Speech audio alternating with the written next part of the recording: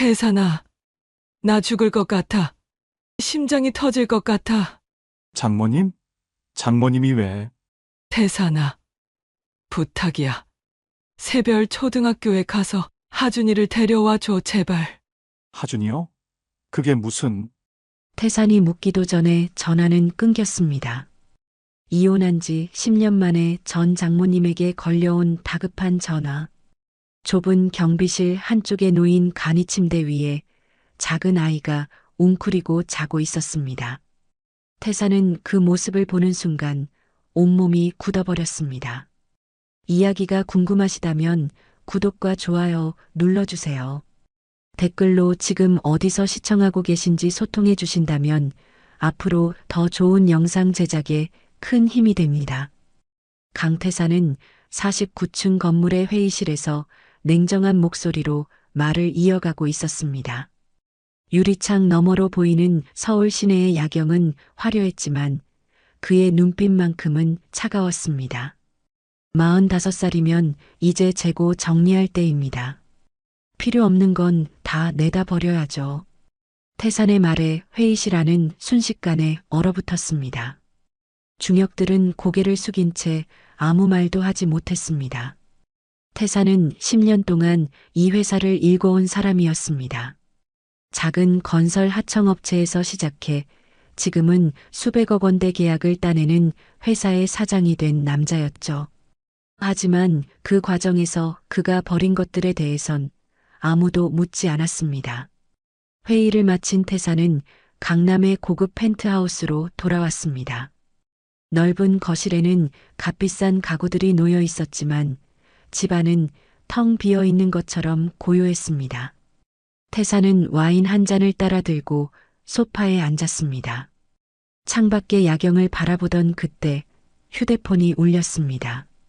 모르는 번호였습니다. 태사는 잠시 망설이다가 전화를 받았습니다. 여보세요? 수화기 너머로 들려온 목소리는 그를 순식간에 얼어붙게 만들었습니다. 태산아, 나 죽을 것 같아. 심장이 터질 것 같아. 그 목소리의 주인은 오정희 여사였습니다.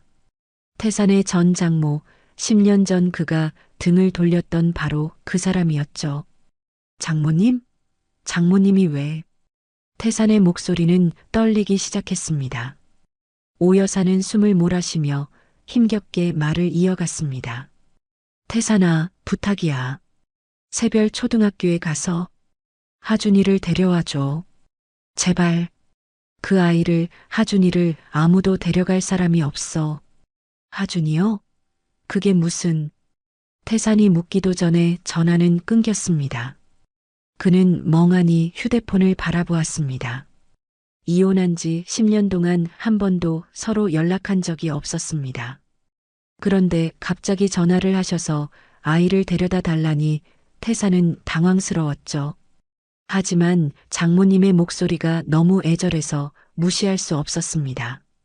그러면서 가슴 저 밑바닥에 눌러두었던 미래의 얼굴이 떠올랐습니다.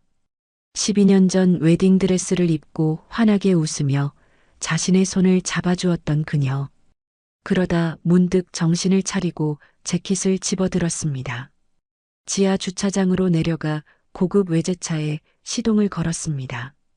내비게이션에 새별 초등학교를 입력했지만 구로 쪽에 낡은 동네 주소가 나오자 태사는 당황했습니다. 이런 곳에서 살고 있었다고? 차는 화려한 강남을 벗어나 점점 낡은 골목길로 들어갔습니다. 태산이 운전을 하는 동안 10년 전 기억이 환청처럼 그를 괴롭혔습니다. 당신 가족까지 내가 왜 책임져야 해? 너희는 나한테 짐이야, 짐.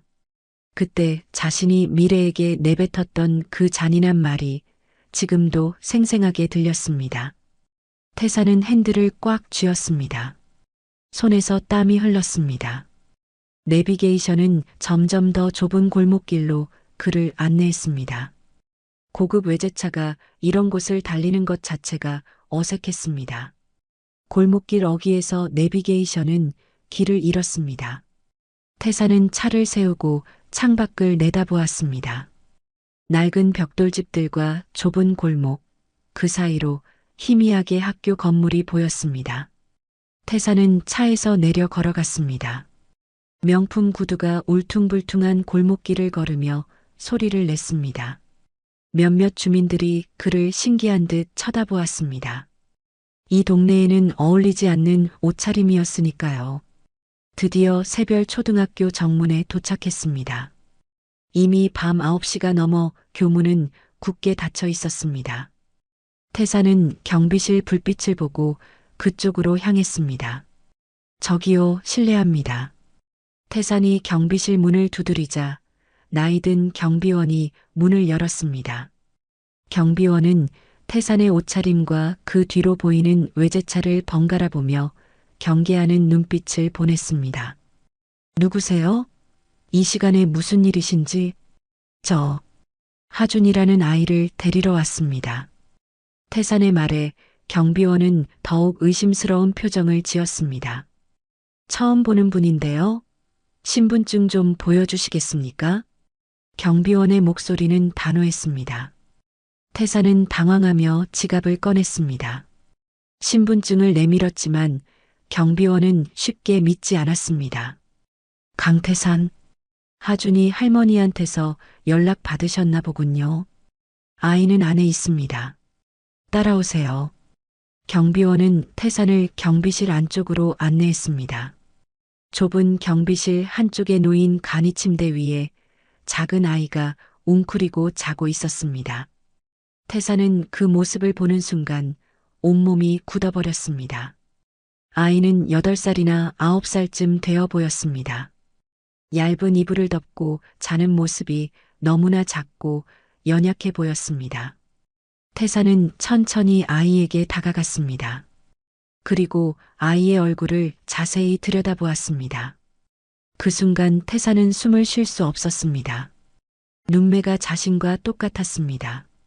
코의 모양도 입술의 선도 낯익었습니다. 하지만 무엇보다 태산을 충격에 빠뜨린 것은 아이의 오른쪽 눈가에 있는 작은 점이었습니다. 태산 자신에게도 똑같은 위치에 똑같은 점이 있었습니다. 이 아이는? 태산은 떨리는 손으로 자신의 눈가를 만졌습니다. 그리고 다시 아이의 얼굴을 보았습니다. 태산은 경비원에게 아이의 나이를 물어보았습니다. 그것도 모르고 왔어요? 9살이잖아요. 태산은 그 자리에 털썩 주저앉았습니다. 10년 전에 이혼하였으니 임신 10달을 더하면 9살이 맞았습니다. 그럼 정말 이 아이가 자신의 아들이 맞는 걸까요? 아이는 엄마의 것인 듯 보이는 머플러를 꼭 껴안고 자고 있었습니다. 낡고 해진 머플러였지만 아이는 그것을 놓지 않으려는 듯 두 팔로 꽉 안고 있었습니다. 태사는 그 머플러를 보며 가슴이 미어지는 것을 느꼈습니다. 엄마를 기다리며 엄마의 머플러를 안고 자는 아이의 모습이 너무나 처절하게 느껴졌습니다. 태사는 조심스럽게 아이를 안아 올렸습니다. 아이는 잠결에 몸을 움찔했지만 깨어나지 않았습니다. 태사는 뒷좌석에서 자고 있는 아이를 백미러로 바라보았습니다. 하지만 아닐 수도 있어. 차 안은 고요했습니다. 태사는 시동도 걸지 않은 채 한참 동안 뒷좌석에서 자고 있는 아이를 바라보았습니다. 아이의 고른 숨소리만이 고요한 차 안에 울려 퍼졌습니다. 태사는 떨리는 손으로 시동을 걸었습니다. 어디로 가야 할지 막막했지만 일단 병원으로 향해야 한다는 생각뿐이었습니다. 차가 골목을 빠져나와 큰 길로 접어들었을 때 아이가 천천히 눈을 떴습니다. 낯선 차 안, 낯선 남자의 뒷모습에 아이는 잠시 당황한 표정을 지었습니다. 아저씨, 누구세요? 하준의 목소리는 조심스러웠습니다. 태사는 백미러로 아이를 보며 최대한 부드럽게 말했습니다. 할머니가 아저씨한테 연락하셨어. 할머니 병원에 계셔서 아저씨가 너를 데리러 온 거야. 할머니가요? 할머니 어디 아프세요? 하준의 목소리에 걱정이 묻어났습니다. 태사는 가슴이 먹먹해졌습니다. 이 어린아이가 벌써부터 어른들을 걱정하며 살아왔다는 것이 느껴졌습니다. 곧 괜찮아지실 거야. 우리 병원에 가보자. 태사는 잠시 망설이다가 조심스럽게 물었습니다. 그런데 하준아, 엄마 이름이 뭐니? 윤미래인데요. 아저씨 우리 엄마 아세요? 윤미래라는 이름을 듣기가 무섭게 태사는 급브레이크를 밟았습니다. 차가 크게 휘청거렸습니다. 뒤에서 경적 소리가 요란하게 울렸습니다. 하준은 깜짝 놀라 앞좌석을 붙잡았습니다. 아저씨, 왜 그래요? 어디 아파요? 하준은 겁에 질린 목소리로 물었지만 태사는 대답할 수 없었습니다. 그는 핸들에 이마를 박은 채 거칠게 숨을 몰아쉬었습니다. 내 엄마는 왜 그랬을까? 태산의 혼잣말을 하준은 제대로 알아듣지 못했습니다. 아이는 불안한 눈빛으로 태산의 뒷모습만 바라보았습니다. 아저씨, 우는 거예요? 하준의 물음에 태산은 고개를 들었습니다. 백미러에 비친 자신의 눈가가 붉게 충혈되어 있었습니다. 태산은 억지로 미소를 지으며 말했습니다. 아니야. 괜찮아. 할머니한테 빨리 가자. 차는 다시 달리기 시작했습니다. 하지만 태산의 마음은 이미 10년 전 그날로 돌아가 있었습니다. 미래에게 짐이라고 소리쳤던 그날, 이혼 서류에 서명하던 그날, 그리고 돌아서서 떠났던 그날이 생생하게 떠올랐습니다. 30분쯤 달려 병원에 도착했습니다. 태사는 하준의 손을 잡고 응급실로 향했습니다. 간호사에게 오정이라는 이름을 말하자 곧바로 병실을 안내받았습니다. 병실 문을 여는 순간 태사는 숨이 막혔습니다. 침대에 누워 산소 마스크를 쓰고 있는 오 여사의 모습이 너무나 쇠약해 보였습니다. 10년 전만 해도 건강하고 씩씩했던 그분이 이렇게 변해 있었습니다. 할머니, 하준이 달려가 오 여사의 손을 잡았습니다. 오 여사는 힘겹게 눈을 뜨고 손자를 보며 희미하게 미소 지었습니다. 그러다 태산을 보자 눈빛이 차갑게 변했습니다. 하준아, 밖에 나가서 조금만 기다려줄래? 할머니가 아저씨랑 얘기 좀 해야겠어. 오 여사의 목소리는 약했지만 그 안에는 단호함이 담겨 있었습니다. 하준은 고개를 끄덕이고 병실 밖으로 나갔습니다. 문이 닫히자마자 태사는 오 여사에게 다가가 무릎을 꿇었습니다. 장모님, 혹시 하준이가 제 아들이 맞습니까? 태산의 목소리는 떨렸습니다. 오 여사는 산소 마스크를 벗고 힘겹게 대답했습니다.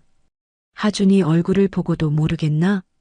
그러면 왜 이제야 연락을 하신 겁니까? 태산의 물음에 오 여사는 쓴웃음을 지었습니다. 왜긴 왜야? 내가 우리를 짐이라고 했잖아. 내가 아이까지 짐이라고 할까봐 미래가 혼자 짊어진 거지. 오 여사의 말에 태사는 고개를 들 수 없었습니다. 그때 오 여사가 다시 입을 열었습니다. 태산아, 한 가지만 부탁할게. 내가 지금 하준이를 데려왔다는 사실, 미래한테는 비밀로 해줘. 미래는 내가 아이 존재를 아는 것 자체를 원치 않았어. 그럼 제가 어떻게 해? 그건 내가 알아서 해.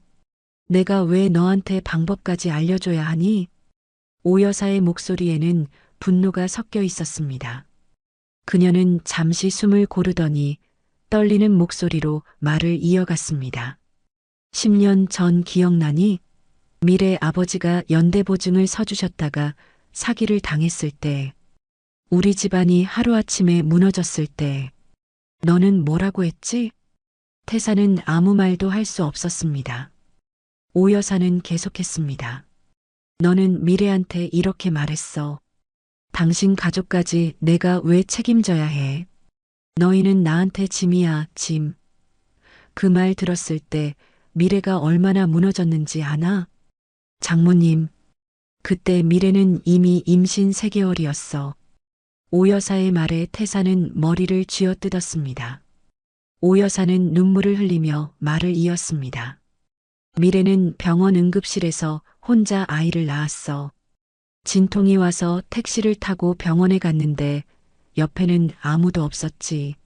나는 그때 빚쟁이들한테 쫓겨다니느라 연락도 못 받았어. 태산의 눈에서 눈물이 흘러내렸습니다. 오 여사는 떨리는 손으로 태산을 가리켰습니다.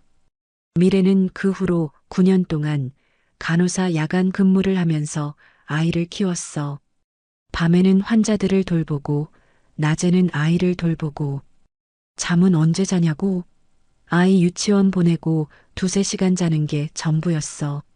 제가 정말 죄송합니다. 태사는 바닥에 엎드려 비통하게 울었습니다. 오 여사는 차가운 목소리로 말했습니다. 죄송하다고? 죄송하다는 말로 10년이 돌아오나? 미래가 흘린 눈물이 마르냐고? 장모님, 제발. 제가 지은 죄 속죄하게 해주십시오. 더 이상은 도망치지 않겠습니다. 태사는 고개를 조아리며 애원했습니다. 오 여사는 한참을 태산을 내려다보았습니다. 속죄? 말이 쉽지. 미래는 자네를 용서 안 할 거야. 그의 마음속에 자네가 남긴 상처가 얼마나 깊은지 자네는 몰라. 그래도 제가 할 수 있는 일이 있다면. 태산의 간절함에 오 여사는 잠시 눈을 감았습니다. 그리고 천천히 입을 열었습니다. 하준이 곁을 지켜라. 미래가 돌아오기 전까지 내가 아이를 지켜. 그리고 오 여사는 태산을 똑바로 바라보았습니다. 내 심장병 간병도 내가 해. 이게 내가 치러야 할 첫 번째 대가야. 예, 장모님. 무엇이든 하겠습니다. 태사는 고개를 숙였습니다. 오 여사는 다시 산소 마스크를 쓰며 말했습니다. 미래는 지금 병원 일로 상간 오지에서 의료 봉사 중이야. 사흘 뒤에 돌아올 거야. 그 전까지 내가 하준이를 돌봐. 태사는 병실 문 밖에 서 있는 하준을 보았습니다. 아이는 복도 의자에 앉아 불안한 표정으로 이쪽을 바라보고 있었습니다. 태사는 주먹을 불끈 쥐었습니다. 병실을 나온 태사는 하준에게 다가가 조심스럽게 말했습니다. 하준아, 할머니가 좀 쉬셔야 하신대. 집에 가자. 며칠만 아저씨랑 있으면 엄마가 올 거야. 하준은 고개를 끄덕였습니다. 태사는 아이의 손을 잡았습니다. 작고 따뜻한 손이었습니다. 자신의 아들, 9년 동안 몰랐던 자신의 아들의 손이었습니다. 차에 타서 돌아가는 길, 태사는 펜트하우스가 아닌 장모님 댁 주소를 내비게이션에 입력했습니다. 화려한 펜트하우스는 이 아이가 적응하기 어려울 수 있습니다. 아이가 익숙한 곳, 아이가 편안해할 수 있는 곳으로 가야 했습니다. 다시 구로의 낡은 골목으로 들어섰을 때 태사는 문득 깨달았습니다. 자신이 10년 동안 쌓아 올린 성공이라는 것이 얼마나 공허한 것이었는지를. 진짜 소중한 것은 여기, 이 좁은 골목 어딘가에 있었다는 것을 말이죠. 집에 도착해 하준이를 방에 재우고 태사는 소파에 누워 천장을 바라보았습니다. 태사는 잠들 수 없었습니다. 10년 전 이혼 서류에 서명하던 순간이 자꾸만 떠올랐습니다. 미래가 울면서 난 혼자라도 괜찮아. 그냥 가라고 말하던 그 목소리가 귓가에 맴돌았습니다. 미안해. 정말 미안해. 태사는 팔로 눈을 가렸습니다.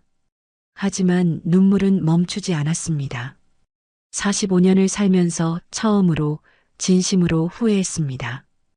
아침 햇살이 낡은 커튼 사이로 비집고 들어왔습니다. 태사는 소파에서 뒤척이다 겨우 눈을 떴습니다. 온몸이 뻐근했습니다.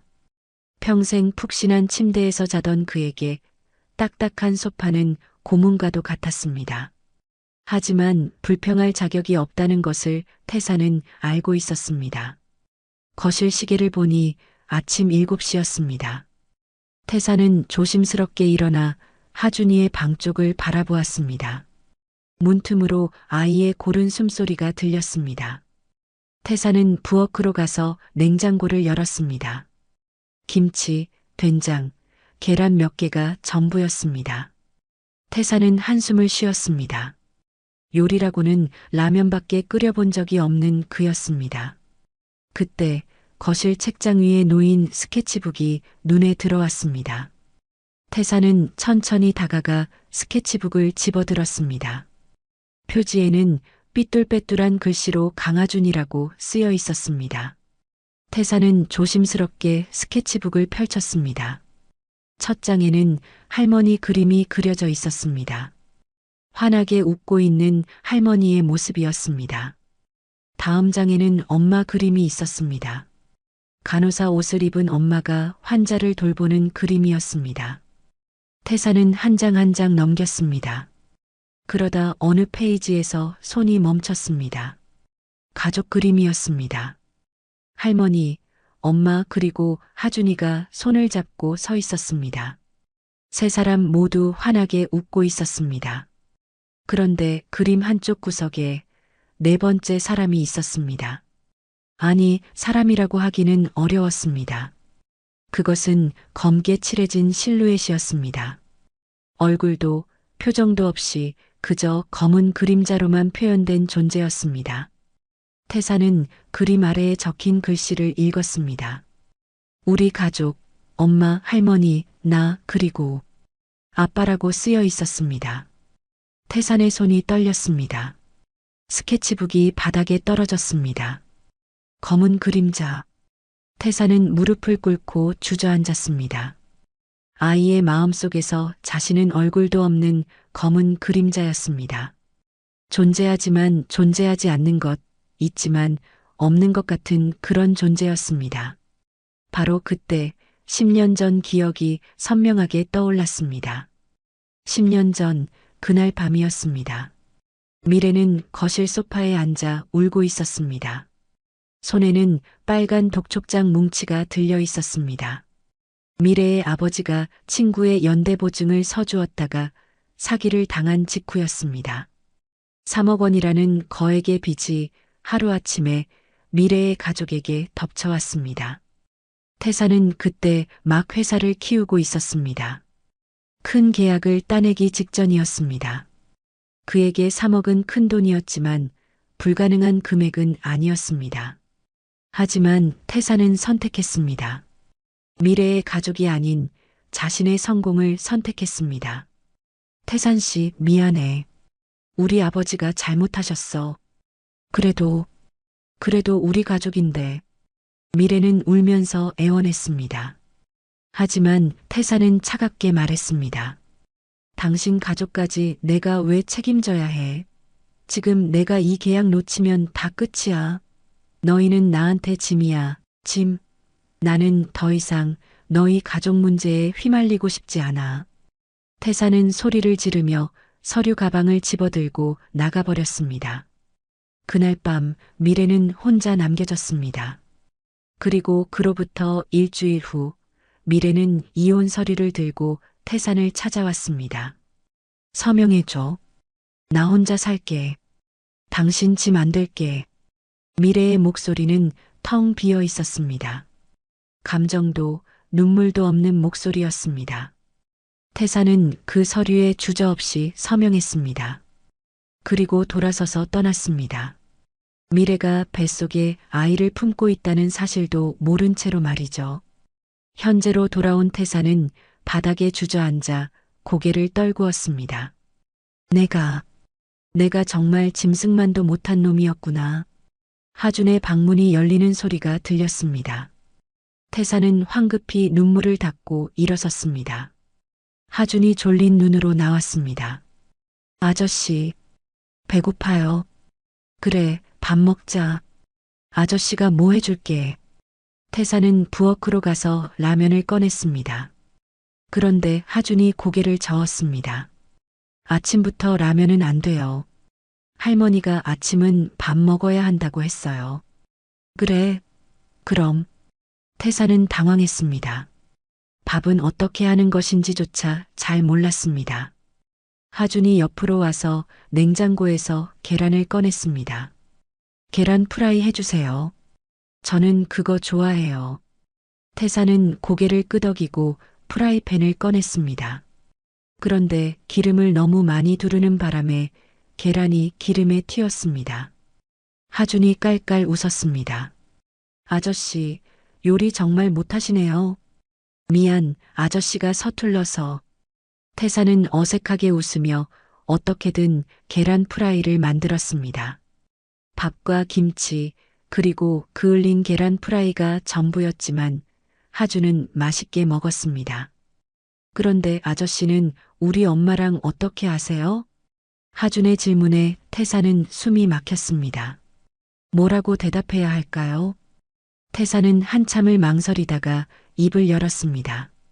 아저씨가 옛날에 엄마를 알았어. 옛날에요? 그럼 친구예요? 응. 뭐 그런 거야. 태사는 더 이상 말할 수 없었습니다. 하준은 밥을 먹다가 문득 물었습니다. 아저씨, 저희 아빠는 왜 안 와요? 태산의 손이 멈췄습니다. 하준은 계속 말했습니다. 엄마한테 물어보면 엄마는 아빠가 바쁜 사람이라고 해요. 그래서 못 온다고. 그런데 저는 아빠가 저를 안 좋아해서 안 오는 것 같아요. 그럴 리가. 친구들은 다 아빠랑 놀이공원도 가고 축구도 하는데 저는 한 번도 못 해봤어요. 할머니는 아빠 얘기만 하면 울어요. 그래서 저는 아빠 얘기 안 해요. 하준의 말에 태산의 가슴이 찢어지는 것 같았습니다. 태산은 젓가락을 내려놓았습니다. 그리고 하준을 바라보았습니다. 하준아. 태산은 더 이상 참을 수 없었습니다. 진실을 말해야 했습니다. 아이가 이렇게 아파하는데 더 이상 숨길 수 없었습니다. 사실은 아저씨가 내 아빠야. 하준의 얼굴이 굳었습니다.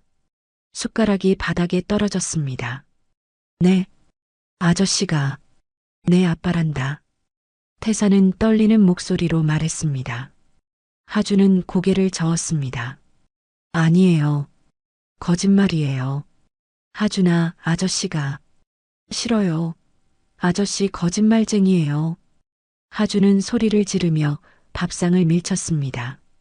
그릇이 바닥에 떨어져 깨졌습니다. 하준은 울면서 현관문을 열고 밖으로 뛰쳐나갔습니다. 하준아. 태사는 신발도 제대로 신지 못하고 하준을 뒤쫓았습니다. 아이는 골목을 따라 미친 듯이 달렸습니다. 태산도 필사적으로 뒤를 쫓았습니다. 골목 모퉁이를 돌 때마다 아이의 모습이 아슬아슬하게 보였습니다. 하준아, 위험해. 거기서. 하지만 하준은 멈추지 않았습니다. 태산의 심장은 미친 듯이 뛰었습니다. 만약 아이가 큰 길로 뛰어들면 어쩌나, 만약 차라도 오면 어쩌나, 온갖 생각이 머릿속을 스쳤습니다. 드디어 놀이터에서 하준을 발견했습니다. 아이는 그네 밑에 웅크리고 앉아 울고 있었습니다. 태사는 헐떡이며 다가갔습니다. 하준아, 오지 마요. 아저씨 미워요. 다신 오지 마요. 하준은 얼굴을 감싼 채 소리쳤습니다. 태사는 하준 앞에 무릎을 꿇었습니다. 하준아, 미안해. 아저씨가. 아빠가 너무 늦게 왔지? 아빠 아니에요. 아빠는 나버렸어요. 엄마 혼자 울게 만들었어요. 하준의 말에 태사는 할 말이 없었습니다. 모두 사실이었으니까요. 맞아. 내가 나를 미워해도 돼. 하지만 내 아빠는 널 안 미워해. 아빠는 그저 아주 먼 길을 돌아온 바보였을 뿐이야. 태사는 하준의 어깨를 조심스럽게 감쌌습니다. 하준은 처음에는 뿌리치려 했지만 결국 태산의 품에 안겨 울었습니다. 태산도 아이를 안고 울었습니다. 아버지와 아들 9년 만에 처음 만난 두 사람은 그렇게 놀이터에서 함께 울었습니다. 한참 후 집으로 돌아온 태사는 하준을 방에 재웠습니다. 아이는 울다 지쳐 잠들었습니다. 태사는 거실로 나와 소파에 앉았습니다. 팔을 펼치고 앉았더니 뭔가가 손에 걸렸습니다. 소파 옆 작은 협탁 위에 작은 나무 상자가 손에 걸린 것이었습니다. 아니다. 그 나무 상자는 무언가 보물을 넣어놓는 보물 상자처럼 생겼습니다. 호기심에 태사는 상자를 열어보았습니다. 상자를 연 태사는 곧 눈가에 눈물이 맺혔습니다. 안에는 낡은 초음파 사진 뭉치가 있었습니다. 태사는 한 장 한 장 사진을 보았습니다. 작은 점으로 찍힌 아기의 모습이 점점 사람의 형태를 갖춰가는 모습이 보였습니다. 그리고 맨 아래에는 결혼 반지 한 쌍이 있었습니다. 태산이 미래에게 끼워주었던 바로 그 반지였습니다. 미래는 이혼했지만 반지를 버리지 못했던 것입니다. 미래야, 당신도 날 완전히 놓지는 않았구나. 태사는 반지를 손에 쥐고 눈을 감았습니다. 10년 전 자신이 무엇을 버렸는지 이제야 깨달았습니다. 사랑하는 사람, 태어날 아이, 그리고 진짜 행복을 버렸던 것입니다. 태사는 결심했습니다. 이제는 도망치지 않겠다고, 아무리 오래 걸려도 용서를 구하겠다고, 진짜 아빠가 되겠다고 말이죠. 밤이 깊어갔습니다. 태사는 소파에 누웠지만 잠이 오지 않았습니다. 하준의 방에서는 고른 숨소리가 들렸습니다. 태사는 천장을 바라보며 오늘 하루를 되새겼습니다. 아이에게 진실을 말한 것이 옳은 일이었을까? 너무 성급했던 것은 아닐까? 후회가 밀려왔습니다. 시계는 새벽 2시를 가리키고 있었습니다. 태사는 눈을 감으려 했습니다. 그때 하준의 방에서 이상한 소리가 들렸습니다. 끙끙 앓는 듯한 신음소리였습니다. 태사는 벌떡 일어나 하준의 방으로 달려갔습니다. 문을 열려고 했지만 문이 잠겨 있었습니다. 하준아, 괜찮니? 대답이 없었습니다. 안에서는 더 큰 신음소리만 들렸습니다. 태사는 심장이 철렁했습니다. 하준아, 문 열어. 태사는 문고리를 흔들었지만 문은 꿈쩍도 하지 않았습니다. 더 이상 기다릴 수 없었습니다. 태사는 뒤로 물러서더니 어깨로 문을 들이받았습니다. 한 번, 두 번, 세 번째 충격에 문이 부서지며 열렸습니다. 방 안은 뜨거운 열기로 가득했습니다. 하준은 이불 속에서 온몸을 떨고 있었습니다. 얼굴은 새빨갛게 달아올라 있었고 온몸이 불덩이같이 뜨거웠습니다. 하준아, 태사는 아이를 안아 올렸습니다. 하준아, 눈 떠봐. 아빠야. 하지만 하준은 눈을 뜨지 못했습니다. 의식이 흐릿한 상태였습니다. 그때 아이의 몸이 경련을 일으키기 시작했습니다. 안 돼. 하준아. 태사는 하준을 얇은 이불로 감싸 안았습니다. 신발도 제대로 신지 못하고 계단을 뛰어내려갔습니다. 복도에서 쿵쿵거리는 발소리에 이웃집 문이 하나둘 열렸습니다. 무슨 일이에요? 새벽에 왜 이래요? 이웃들이 수군거렸지만 태사는 대답할 겨를이 없었습니다. 응급 상황이에요. 죄송합니다. 태사는 외치고는 아이를 안고 계단을 뛰어내려갔습니다. 주차장에 세워둔 차의 하준을 조심스럽게 뒷좌석에 눕혔습니다. 빨리 가요. 아이가 위험해요. 태사는 시동을 걸고 엑셀러레이터를 밟았습니다. 차는 골목을 빠져나가 큰 길로 향했습니다. 새벽 거리는 한산했지만 태사는 신호등이 보일 때마다 선택을 해야 했습니다. 멈춰야 하나, 그냥 가야 하나. 빨간 신호였습니다. 하지만 태사는 멈추지 않았습니다. 경적을 울리며 교차로를 통과했습니다. 뒤에서 차들이 급브레이크를 밟는 소리가 들렸습니다. 하준아, 아빠 무섭게 하지 마. 제발. 태사는 백미러로 아이를 보며 소리쳤습니다. 하준은 여전히 경련하고 있었습니다. 차는 미친 듯이 달렸습니다. 또 다른 신호를 위반했을 때 뒤에서 경찰 사이렌 소리가 들렸습니다. 하지만 태사는 멈추지 않았습니다. 하준아, 아빠가 미안해. 내가 이렇게 아픈 건 다 아빠 때문이야. 제발 버티렴. 조금만 버텨. 태산의 목소리는 울음 섞인 절규였습니다. 그의 얼굴은 눈물범벅이 되어 있었습니다. 드디어 병원이 보였습니다. 태산은 응급실 입구 앞에 차를 세웠습니다. 뒤따라온 경찰차도 멈췄습니다. 경찰관이 차에서 내려 다가왔습니다. 운전자분, 신호를 3번이나. 제 아들이 죽어갑니다. 제발. 태사는 뒷문을 열고 경련하는 하준을 안아 올렸습니다. 경찰관은 아이의 상태를 보고 표정이 굳었습니다. 어서 들어가세요. 나중에 병원에서 조서받겠습니다. 태사는 고맙다는 말도 못하고 응급실로 뛰어들어갔습니다. 사람 살려요. 제 아들 좀 살려주세요. 태산의 외침에 응급실 간호사들이 달려왔습니다. 하준을 침대에 눕히고 체온을 쟀습니다. 40도 2분. 경련 상태. 의사 선생님 빨리. 간호사의 다급한 목소리에 응급실이 긴장했습니다. 의사가 달려와 하준을 진찰했습니다. 보호자가 누구십니까? 저요. 제가 아빠입니다. 태사는 의사 앞에 무릎을 꿇었습니다.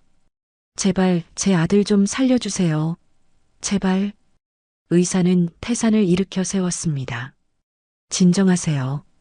최선을 다하겠습니다. 먼저 해열제를 투여하고 경련을 멈춰야 합니다. 간호사들이 하준에게 링거를 꽂고 약물을 투여했습니다. 태사는 침대 옆에서 하준의 손을 꼭 잡았습니다. 하준아, 아빠 여기 있어. 괜찮을 거야. 1시간쯤 지났을까요? 약물 투여 후 하준의 경련이 점차 멈췄습니다. 체온도 조금씩 떨어지기 시작했습니다. 의사가 나와서 말했습니다. 일단 고비는 넘겼습니다. 하지만 이 정도 고열 경련은 보통 심각한 정신적 스트레스가 원인인 경우가 많습니다. 아이에게 최근 큰 충격을 준 일이 있습니까? 의사의 질문에 태사는 고개를 숙였습니다. 아이가 안정을 찾을 때까지 절대 안정이 필요합니다. 더 이상 충격을 주시면 안 됩니다. 의사의 말에 태사는 고개를 끄덕였습니다. 하준은 병실로 옮겨졌고 태사는 침대 옆 의자에 앉아 아이를 지켰습니다. 새벽 5시쯤 하준이 천천히 눈을 떴습니다. 아이의 눈은 여전히 초점이 흐릿했습니다. 엄마, 아빠. 하준은 몽롱한 목소리로 중얼거렸습니다. 태사는 하준의 손을 꼭 잡았습니다. 아빠 여기 있어. 이제 어디 안 가. 절대 안 가.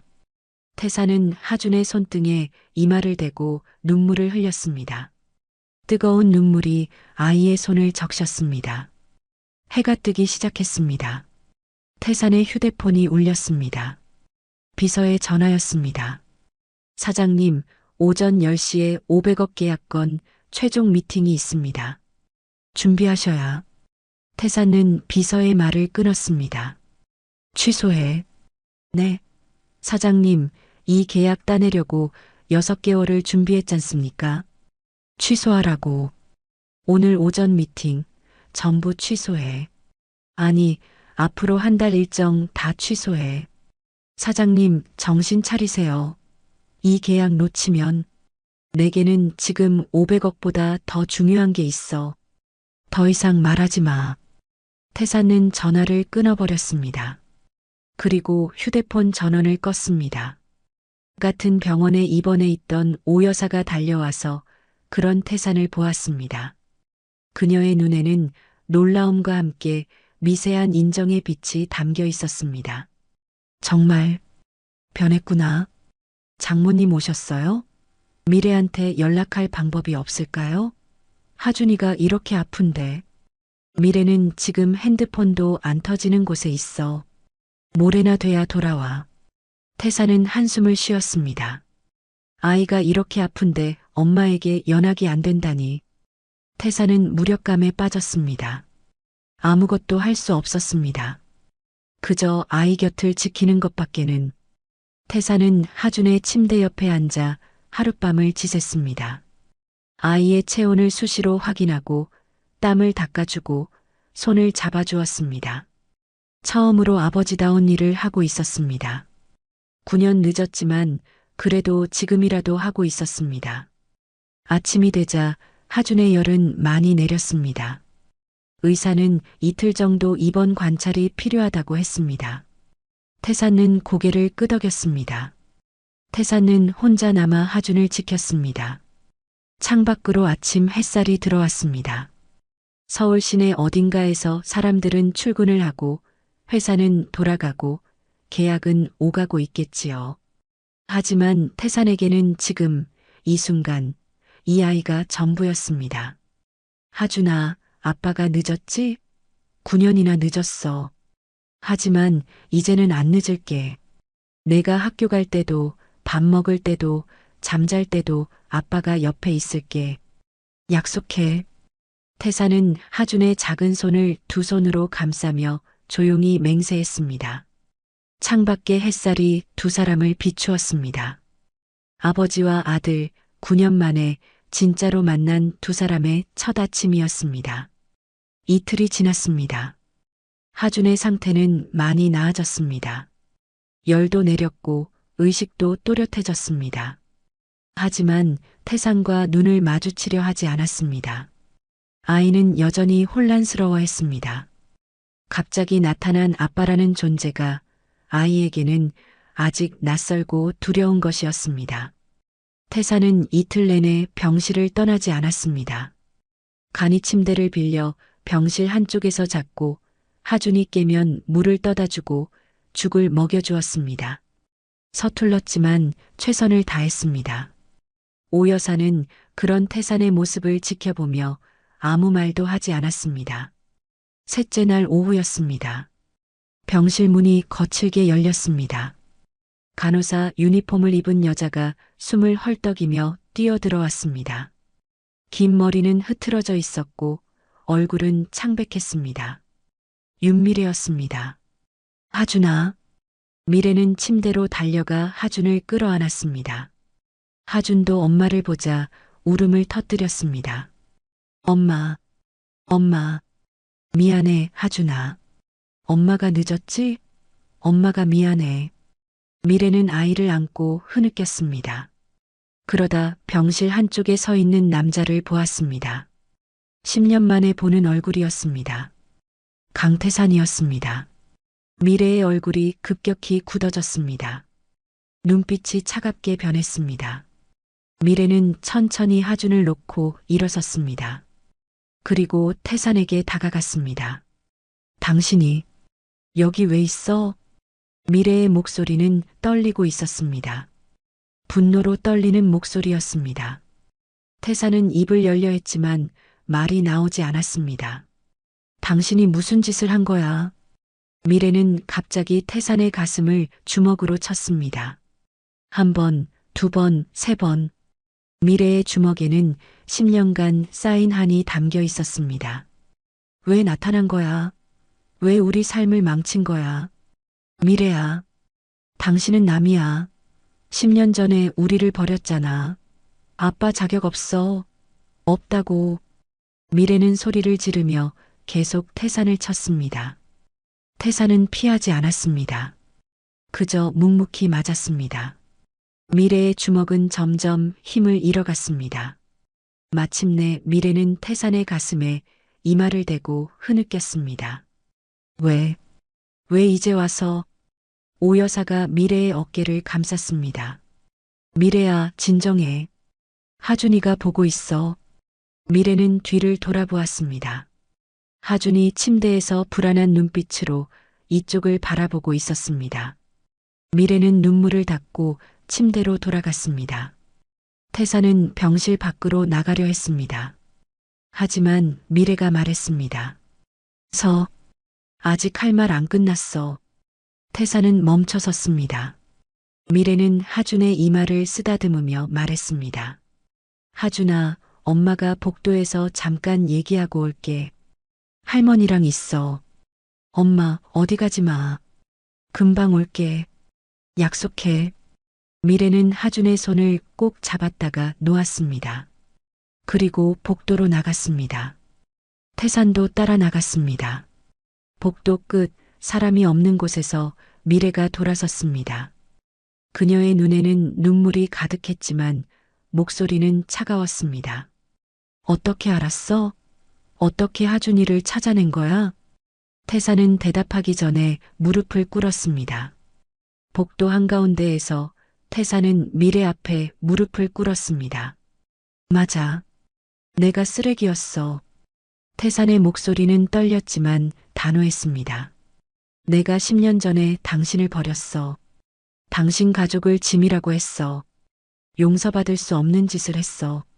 그걸 알면서 왜 나타난 거야? 우리는 당신 없이도 잘 살았어. 미래는 소리쳤습니다. 하지만 태사는 고개를 들어 미래를 똑바로 바라보았습니다. 하지만 하준이는 내 아들이야. 어젯밤에 애가 죽을 뻔했어. 40도 넘는 고열로 경련하는 거 봤어. 내게 기회를 줘. 기회? 미래는 비웃었습니다. 10년 전에 기회 다 썼어. 난 당신한테 매달렸잖아. 우리 가족 좀 도와달라고, 빚만 좀 갚아달라고. 그때 당신이 뭐라고 했는데? 미래의 목소리는 점점 높아졌습니다. 당신은 나한테 이렇게 말했어. 너희 가족까지 내가 왜 책임져야 해? 너희는 나한테 짐이야. 그 말 들을 때 내가 얼마나. 미래는 더 이상 말을 잇지 못하고 주저앉았습니다. 태산도 바닥에 무릎을 꿇은 채였습니다. 그때 나 뱃속에 아이 있었어. 석 달째였어. 미래의 고백에 태산은 숨이 막혔습니다. 당신이 짐이라고 한 그 순간 난 이 아이까지 당신한테 짐이 될까봐 무서웠어. 그래서 혼자 키우기로 했어. 당신한테 아이 얘기 안 하기로 했어. 미래야, 혼자 아이 낳는 게 얼마나 무서운 줄 알아? 진통 오는데 옆에 아무도 없어. 손 잡아줄 사람도 없어. 그저 천장만 보고 이 악물고 버텼어. 미래는 눈물을 흘리며 말을 이었습니다. 애 낳고 일주일 만에 다시 일했어. 태사는 고개를 들 수 없었습니다. 미래는 계속했습니다. 연대보증 사기로 생긴 빚 알아? 3억이야. 우리 아버지가 돌아가시기 전까지 그 빚 때문에 얼마나 고생하셨는지 알아? 어머니는 그 충격으로 심장병 생기셨어. 내가 다 갚아줄게. 태산의 말에 미래는 쓴웃음을 지었습니다. 돈 얘기하는 거 아니야. 당신이 우리한테 준 상처는 돈으로 갚아지는 게 아니야. 그때였습니다.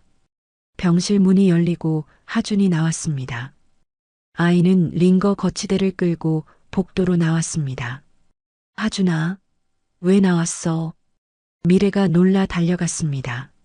하준은 엄마와 태산을 번갈아 보았습니다. 아이의 눈에는 불안과 두려움이 가득했습니다. 엄마, 아빠 혼내지 마. 하준의 작은 목소리였습니다. 미래는 멈칫했습니다. 뭐라고? 아빠 혼내지 마. 아빠, 나 때문에 온 거야. 밤새 내 손 잡아줬어. 하준의 말에 미래는 할 말을 잃었습니다. 아이는 계속 말했습니다. 엄마, 나 아빠 있으면 안 돼? 하준의 물음에 미래의 마음속 10년간 쌓아온 벽이 흔들렸습니다. 아이는 아빠를 원하고 있었습니다. 자신이 아무리 아빠 역할을 하려 해도 진짜 아빠는 대신할 수 없었습니다. 미래는 주저앉아 하준을 안았습니다. 미안해, 하준아. 엄마가 미안해. 태사는 그 모습을 보며 눈물을 흘렸습니다. 오 여사가 복도로 나와 상황을 지켜보았습니다. 그녀는 미래에게 다가가 말했습니다. 미래야, 이제 그만해. 태산이가 밤새 하준이를 지켰어. 나도 봤어. 엄마, 태산이 변했어. 10년 전에 그 사람이 아니야. 아니, 변했다기보다는 뒤늦게 정신을 차린 거겠지. 오 여사는 태산을 보았습니다. 일어나게. 태산은 천천히 일어섰습니다. 오 여사가 말을 이었습니다. 지금부터 자네는 이 집 식구야. 하준이 아빠로서, 내 사위로서 책임을 다해. 알겠나? 예, 장모님. 오 여사는 미래를 보았습니다. 미래야, 너도 이제 결정해야 해. 평생 미워하면서 살 거야? 아니면 기회를 줄 거야? 미래는 대답하지 못했습니다. 10년간 쌓인 원망이 한순간에 사라질 수는 없었습니다. 하지만 아들의 눈빛을 보았을 때 미래는 알았습니다. 자신의 감정만으로 결정할 수 없다는 것을 말이죠. 당신, 미래는 태산을 보았습니다. 하준이 다시 다치게 하면 절대 용서 안 해. 알겠어? 응. 절대 다시는 그런 일 없게 할게. 태산은 고개를 숙였습니다. 미래는 하준의 손을 잡고 병실로 돌아갔습니다. 태산도 조심스럽게 따라 들어갔습니다. 병실에는 어색한 침묵이 흘렀습니다. 하지만 그 침묵은 10년 전의 차가운 침묵과는 달랐습니다. 그것은 새로운 시작을 위한 침묵이었습니다. 하준이 침대에 다시 누웠습니다. 미래가 아이의 이불을 덮어주었습니다. 태사는 병실 구석에 서서 그 모습을 지켜보았습니다. 감히 다가갈 수 없었습니다. 아직은 그럴 자격이 없다는 것을 알고 있었습니다. 하지만 하준이 고개를 돌려 태산을 보았습니다. 아빠. 작은 목소리였지만 그 한마디가 태산의 가슴을 울렸습니다. 처음으로 아이가 자신을 아빠라고 불러주었습니다. 응, 하준아. 아빠 어디 안 가지? 안 가. 절대 안 가. 약속해. 태사는 침대 곁으로 다가가 하준의 손을 잡았습니다. 미래는 그 모습을 보며 복잡한 표정을 지었습니다. 증오와 분노, 그리고 희미한 희망이 뒤섞인 표정이었습니다. 창밖으로 저녁 노을이 지고 있었습니다. 오랜 겨울이 지나고 봄이 오듯이 이 가족에게도 새로운 계절이 찾아오고 있었습니다. 아직은 쌀쌀한 봄이었지만 그래도 봄은 봄이었습니다. 하준이 태어난 날 태사는 중요한 결정을 내렸습니다.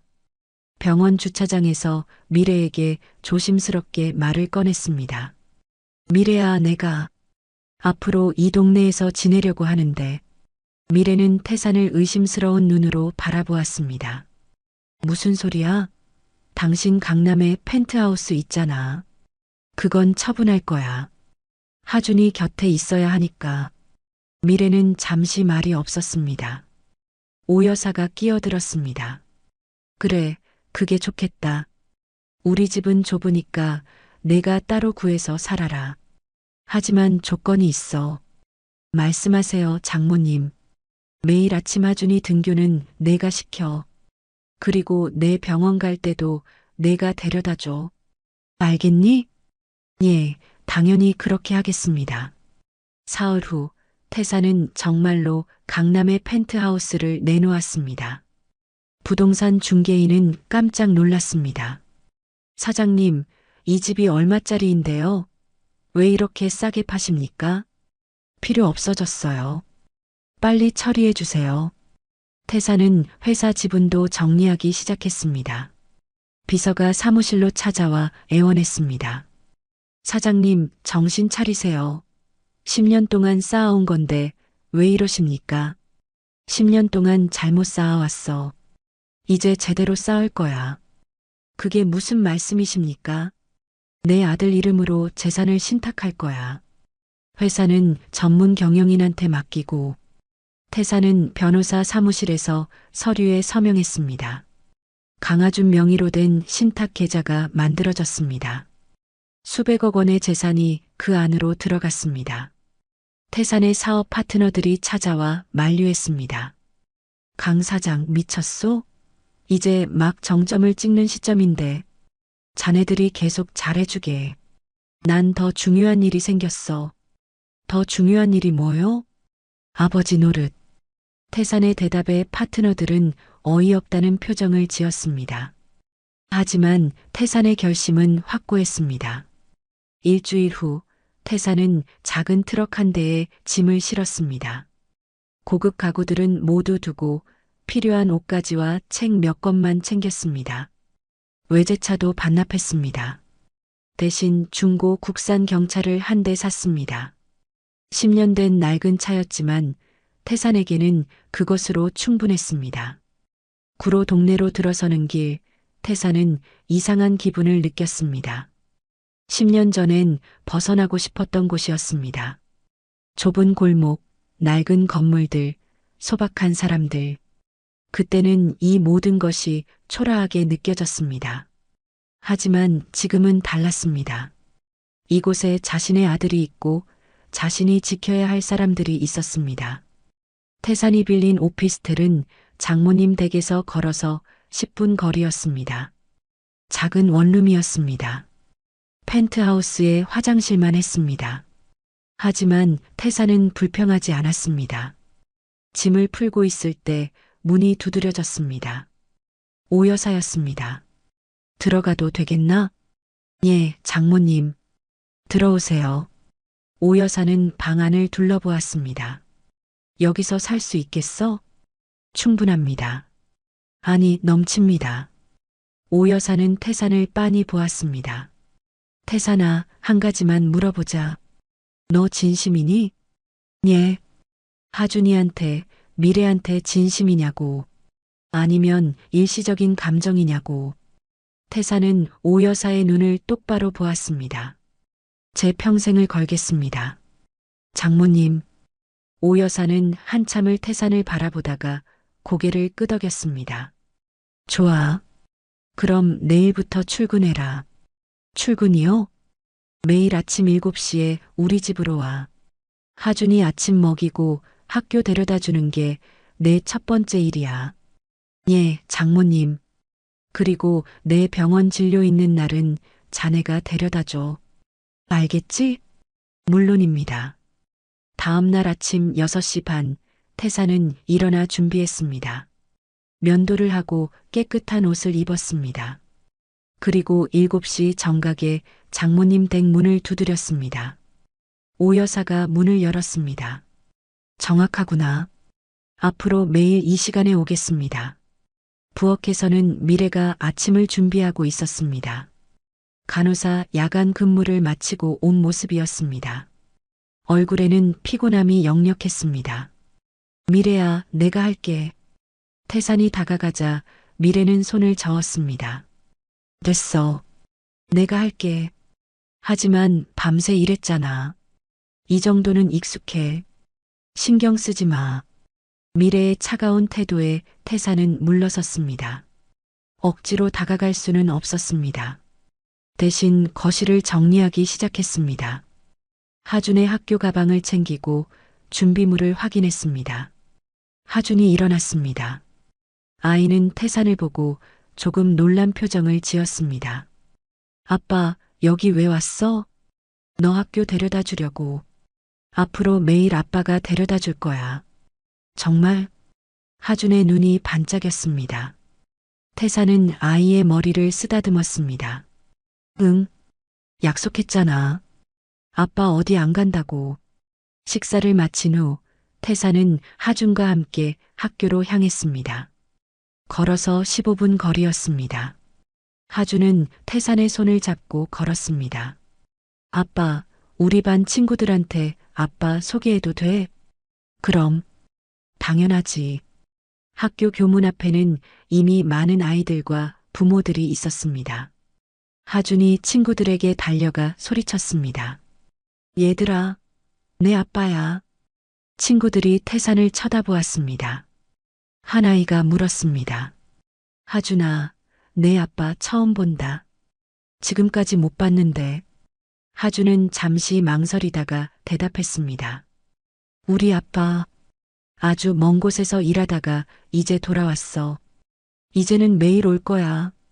태산은 가슴이 뭉클했습니다. 아이가 자신을 변호해주고 있었습니다. 한 어머니가 태산에게 다가왔습니다. 하준이 아버님이세요? 처음 뵙네요. 네, 그동안 사정이 있어서요. 그래도 이제라도 오셨네요. 하준이가 얼마나 아빠 기다렸는지 몰라요. 그 말에 태산은 고개를 숙였습니다. 하준이 교실로 들어가고 태산은 혼자 돌아왔습니다. 걷는 내내 아이의 말이 떠올랐습니다. 아주 먼 곳에서 일하다가 이제 돌아왔어. 정말 그랬습니다. 태산은 아주 먼 곳을 헤매다가 이제야 집으로 돌아온 것이었습니다. 그날 오후 태산은 오 여사를 모시고 병원에 갔습니다. 심장내과 진료였습니다. 의사가 검사 결과를 보며 말했습니다. 상태가 많이 안 좋으셨네요. 약을 계속 드셔야 하고 스트레스를 최대한 피하셔야 합니다. 네, 선생님. 진료를 마치고 나오는 길 오 여사가 말했습니다. 태산아, 미안하구나. 무슨 말씀이세요? 내가 이렇게까지 할 줄 몰랐어. 처음에는 그냥 벌을 주려고 했는데. 벌이 아닙니다, 장모님. 이건 제가 마땅히 해야 할 일입니다. 오 여사는 태산의 손을 잡았습니다. 고맙다. 진심으로. 그날부터 태산의 새로운 일상이 시작되었습니다. 매일 아침 7시에 장모님 댁으로 가고 하준을 학교에 데려다 주고 오 여사의 병원 동행을 했습니다. 오후에는 하준을 학교에서 데려와 숙제를 봐주었습니다. 어느 날 오후 태산은 하준과 함께 공원에 갔습니다. 하준이 자전거를 배우고 싶다고 했기 때문입니다. 아빠, 나 자전거 못 타. 그래. 그럼 아빠가 가르쳐 줄게. 태산은 새 자전거를 한 대 샀습니다. 하준의 키에 맞는 작은 자전거였습니다. 공원에서 태산은 자전거 뒤를 잡고 하준이 페달을 밟게 했습니다. 천천히, 천천히. 아빠가 잡고 있어. 하준은 조심스럽게 페달을 밟았습니다. 자전거가 앞으로 나갔습니다. 태산은 뒤에서 자전거를 잡고 달렸습니다. 잘한다, 하준아. 잘하고 있어. 그때 태산이 발을 헛디뎠습니다. 태산이 넘어지면서 하준의 자전거도 넘어졌습니다. 하준이 무릎을 땅에 부딪혔습니다. 무릎에서 피가 났습니다. 아, 하준아. 미안해. 태산은 황급히 일어나 하준을 안았습니다. 하지만 하준은 울지 않았습니다. 괜찮아, 아빠. 남자니까 이 정도는 괜찮아. 하준은 씩씩하게 말했습니다. 하지만 무릎은 따가웠을 것입니다. 태산은 손수건으로 하준의 무릎을 닦아주며 말했습니다. 아빠가 조심 못 시켜서 미안해. 괜찮아. 아빠, 자전거 다시 세워줘. 다시 해볼래. 하준의 모습에 태산은 감동했습니다. 이렇게 강한 아이로 자랐구나. 미래가 정말 잘 키웠구나. 태산은 자전거를 다시 세우고 하준을 태웠습니다. 저녁 집으로 돌아왔을 때 미래가 하준의 무릎을 보고 놀랐습니다. 하준아, 이게 어떻게 된 거야? 엄마, 괜찮아. 자전거 배우다가 넘어진 거야. 미래는 태산을 노려보았습니다. 조심 좀 하라고 했잖아. 미안. 내가 부주의했어. 태산은 고개를 숙였습니다. 미래는 한숨을 쉬며 약상자를 꺼냈습니다. 하준의 무릎에 소독약을 바르고 밴드를 붙여주었습니다.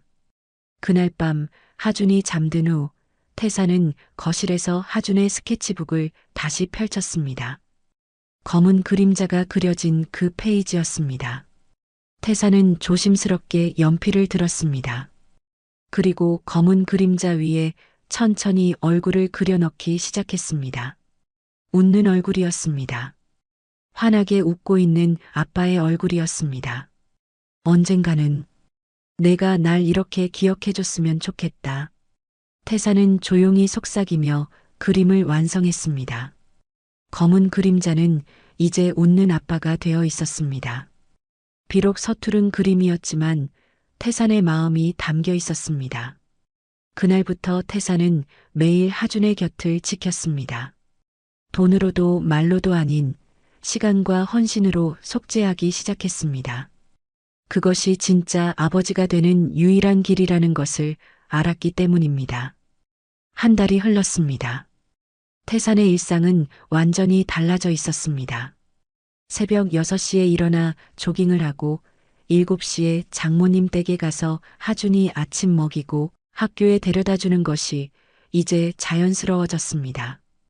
회사 중역회의도 골프 약속도 고급 레스토랑도 모두 과거의 일이 되었습니다. 어느 날 아침 하준이 태산에게 물었습니다. 아빠, 오늘 우리 반에 학부모 참관 수업이 있어. 올 수 있어? 그럼. 당연히 가야지. 진짜? 다른 애들 아빠들도 다 온대. 하준은 신이 나서 학교로 갔습니다. 태산은 그날 오전에 학교를 찾았습니다. 교실 뒤편에 마련된 학부모 자리에 앉았습니다. 다른 부모들이 태산을 힐끔힐끔 쳐다보았습니다. 처음 보는 얼굴이었기 때문이죠. 한 어머니가 옆에 앉으며 말을 걸었습니다. 하준이 아버님이시죠? 저는 민서 엄마예요. 아, 네. 반갑습니다. 하준이가 요즘 정말 밝아졌어요. 아버님 오시고 나서요. 그 말에 태산은 고개를 숙였습니다. 제가 늦게 왔습니다. 그래도 오셨잖아요. 안 오는 아빠들도 많은데. 수업이 시작되었습니다. 선생님이 아이들에게 장래 희망에 대해 발표하게 했습니다. 하준의 차례가 왔습니다. 하준은 앞으로 나가 또박또박 말했습니다. 저는 나중에 의사가 되고 싶어요. 우리 엄마처럼 아픈 사람들을 도와주고 싶어요. 그리고 우리 할머니 병도 고쳐드리고 싶어요. 태산은 가슴이 뭉클했습니다. 9살 아이가 벌써 이런 생각을 하고 있다니. 수업이 끝나고 태산은 담임 선생님과 상담을 했습니다.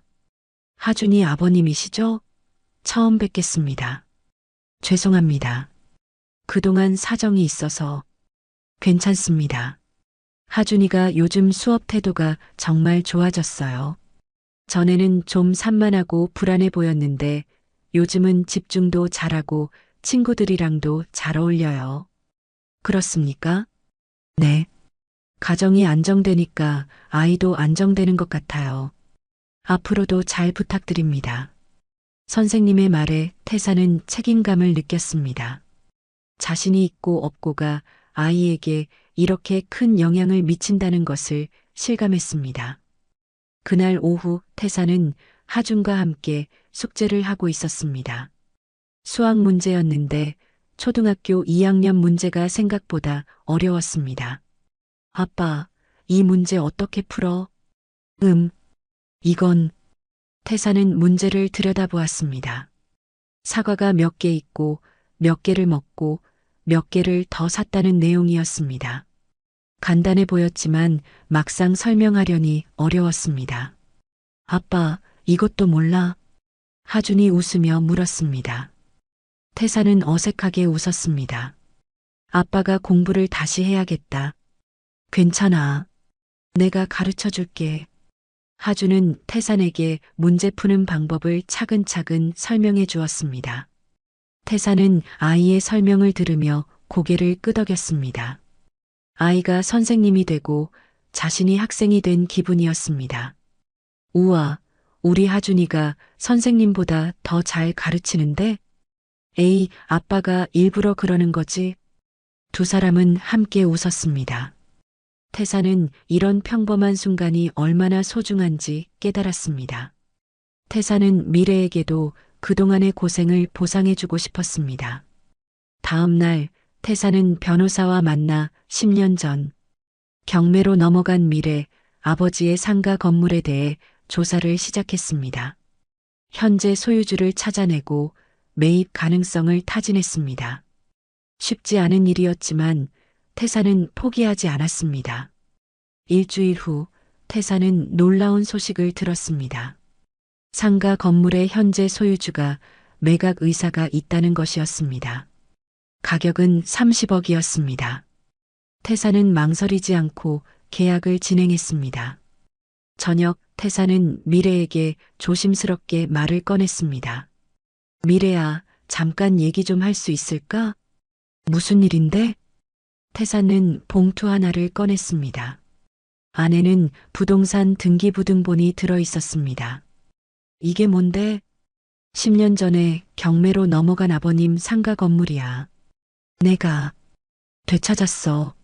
미래의 얼굴이 굳었습니다.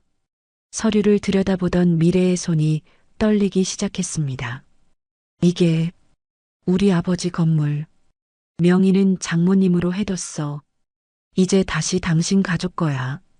미래는 서류를 내려놓고 태산을 바라보았습니다. 눈에는 복잡한 감정이 담겨 있었습니다. 왜 이렇게까지 해? 태산은 미래의 눈을 똑바로 보았습니다. 10년 전에 내가 했던 말, 당신네 가족이 짐이라고 했잖아. 그 말을 취소하고 싶어. 당신네 가족은 짐이 아니었어. 내가 그걸 몰랐어. 미래는 눈물을 참으려 애썼습니다. 돈으로 다 해결되는 게 아니야. 알아. 그래도 내가 할 수 있는 일부터 하고 싶었어. 그때 하준이 방에서 나왔습니다.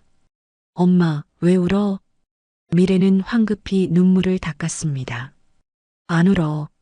엄마 눈에 뭐 들어갔어? 하준은 태산에게 다가왔습니다.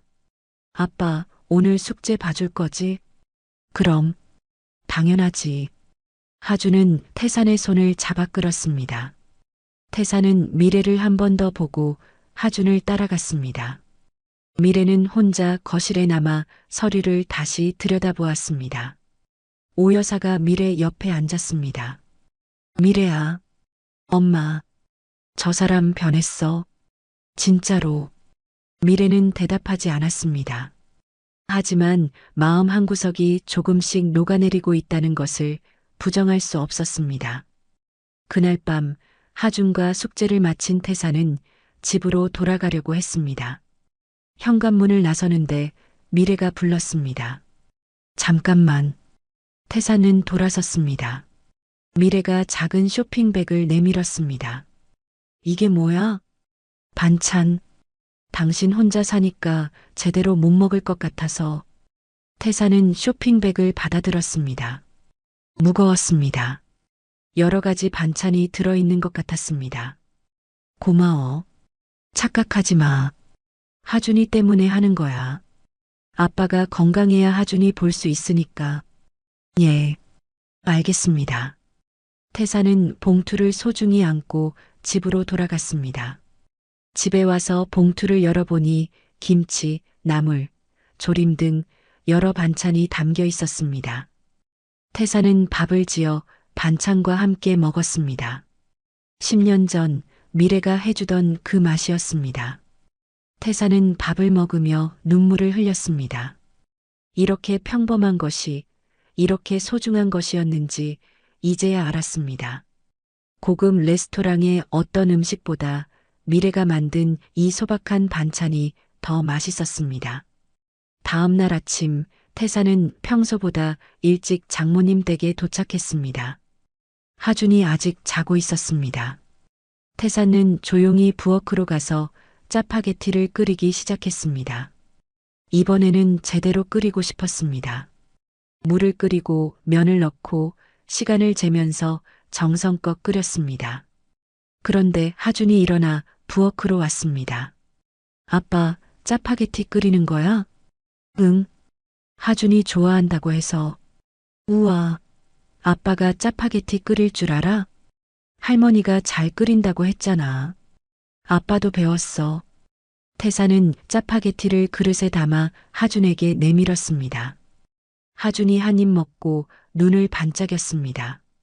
맛있어. 아빠 요리 잘하게 됐네. 정말? 응.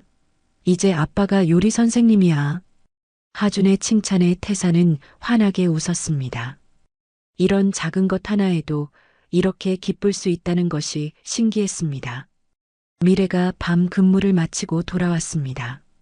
하준이 달려가 말했습니다. 엄마, 아빠가 짜파게티 완전 맛있게 끓였어.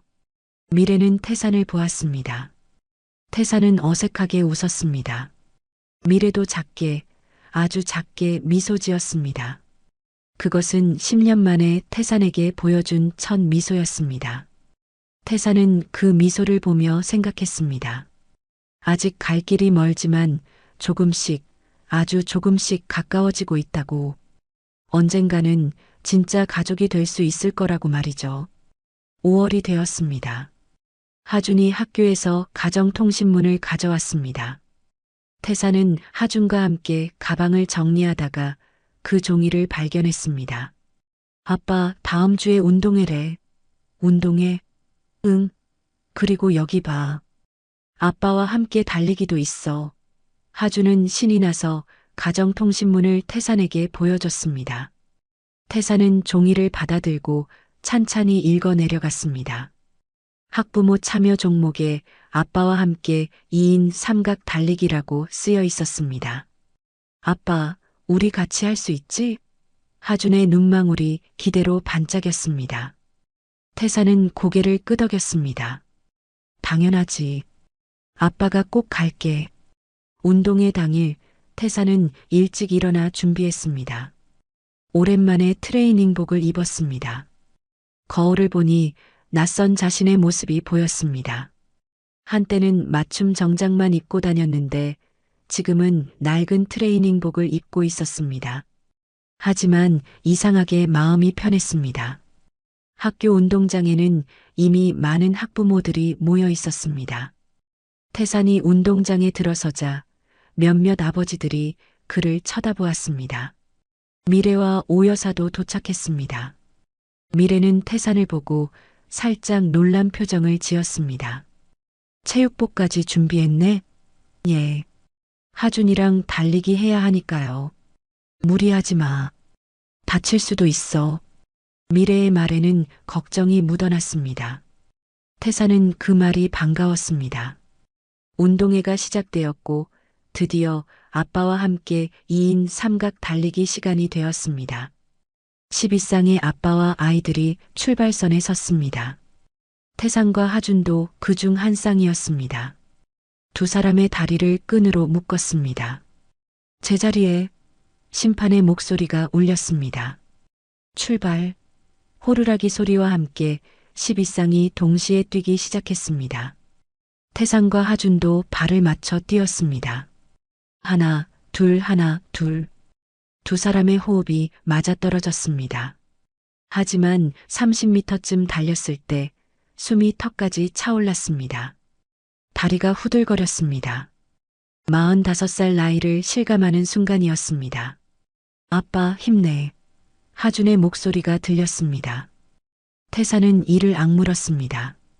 포기할 수 없었습니다. 관중석에서 미래가 두 손을 모아 입에 대고 소리쳤습니다. 하준아, 아빠, 힘내. 미래의 목소리를 들은 순간 태산의 눈에서 눈물이 났습니다. 10년 만에 들어보는 자신을 응원하는 미래의 목소리였습니다. 아빠는 날개야. 하준이 소리쳤습니다. 아이의 말에 태산은 다시 힘을 냈습니다. 마지막 10m, 태산과 하준은 2등으로 달리고 있었습니다. 바로 앞에 한 쌍이 있었습니다. 태산은 마지막 힘을 짜냈습니다. 하준아, 마지막이야. 응, 아빠. 두 사람은 속도를 높였습니다. 결승선 3m 앞, 태산과 하준이 앞서가던 쌍을 추월했습니다. 그리고 그대로 결승선을 통과했습니다.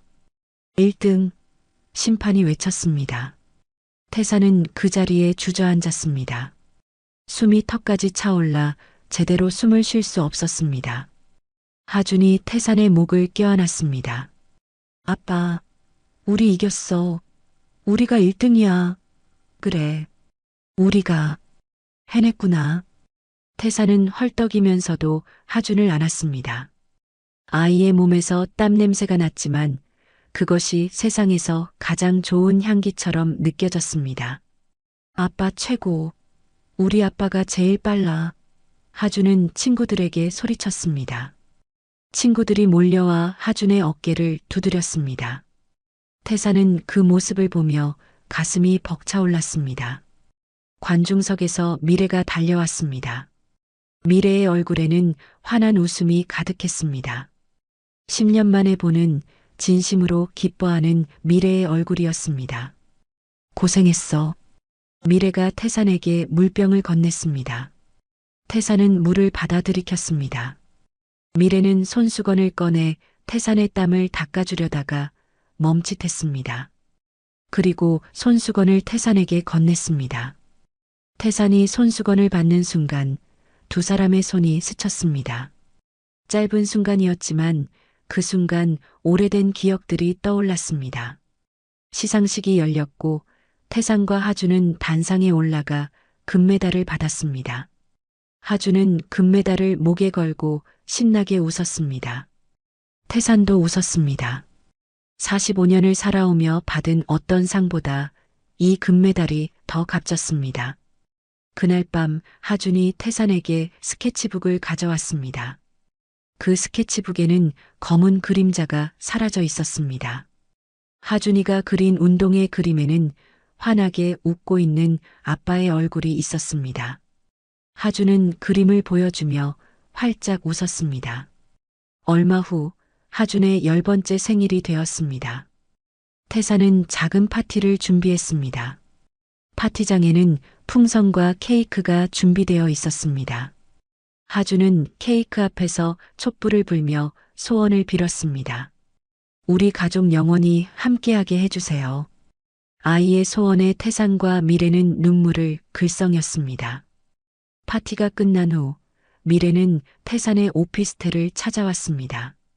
작은 방이었지만 깨끗하게 정리되어 있었습니다. 미래는 방 안을 둘러보다가 말했습니다. 당신이 바보처럼 내 곁에 있어주는 게 이제 익숙해졌어. 태산은 미래를 바라보았습니다. 그럼 이제 평생 당신 곁에서 바보로 살게. 미래는 태산의 눈을 똑바로 보았습니다. 당신이 진정으로 미안해하는 걸 알겠어. 이제 그 짐 함께 짊어지자. 미래는 주머니에서 작은 상자를 꺼냈습니다. 안에는 10년 전 결혼 반지가 들어 있었습니다. 미래는 태산의 손을 잡고 천천히 반지를 끼워 주었습니다. 이번엔 절대 빼지 마. 응, 절대 안 뺄게. 태산도 미래의 손에 반지를 끼워 주었습니다. 10년 만에 두 사람은 다시 부부가 되었습니다. 미래는 태산의 이마에 입을 맞추며 말했습니다. 고마워. 이제 돌아가지 마. 태산은 미래를 끌어안았습니다. 절대 안 가. 며칠 후 태산은 미래에게 큰 봉투를 건넸습니다. 이게 뭔데? 열어봐. 미래가 봉투를 열자 여러 서류가 나왔습니다. 연대보증 사기로 생긴 빚을 모두 갚았다는 증명서, 그리고 10년 전 경매로 넘어간 상가 건물을 되찾았다는 등기부등본이었습니다. 이게 미래의 손이 떨렸습니다. 10년 전에 내가 짐이라고 했던 그것들, 이제 다 청산했어. 장모님 명의로 해뒀어. 미래는 서류를 보며 눈물을 흘렸습니다. 미래는 태산을 끌어안고 울었습니다. 10년간 쌓였던 모든 한과 슬픔이 눈물로 흘러나왔습니다. 한 달 후 오 여사가 심장병 치료를 성공적으로 마치고 퇴원했습니다. 태산과 미래, 하주는 함께 오 여사를 새 집으로 모셨습니다. 작지만 따뜻한 빌라였습니다. 네 식구가 함께 살 수 있는 곳이었습니다. 손주들 더 봐야겠네. 오 여사가 농담을 했습니다. 세 사람은 함께 웃었습니다. 어느 월요일 아침, 태산과 미래는 함께 하준을 학교에 데려다 주었습니다. 하준은 친구들에게 큰 소리로 말했습니다. 얘들아, 우리 아빠랑 엄마야. 담임 선생님이 웃으며 말했습니다. 하준이가 요즘 정말 밝아졌어요. 가족의 힘이네요. 하준이 교실로 들어가기 전에 돌아서서 소리쳤습니다. 엄마, 아빠, 사랑해요. 두 사람은 손을 흔들며 대답했습니다. 우리도 사랑해. 학교를 나서는 길, 태사는 미래의 출근 가방을 들어주었습니다. 미래의 흐트러진 머리를 다정하게 넘겨주었습니다. 당신은 내 비서야? 미래가 웃으며 물었습니다. 태산도 웃었습니다. 평생 비서할게. 미래는 태산을 올려다보며 10년 전 결혼을 승낙할 때와 똑같은 환한 미소를 지었습니다. 태산은 미래의 손을 꼭 잡고 속삭였습니다. 사랑해. 두 사람이 걷는 동안 미래가 조심스럽게 말을 꺼냈습니다. 여보, 우리 하준이 그림 봤어? 응. 웃는 얼굴로 잘 그렸더라. 미래는 태산의 손을 더 꼭 잡으며 말했습니다. 하준이에게 동생이 필요할 것 같아. 태산은 걸음을 멈췄습니다. 미래를 돌아보았습니다. 정말? 미래는 수줍게 고개를 끄덕였습니다.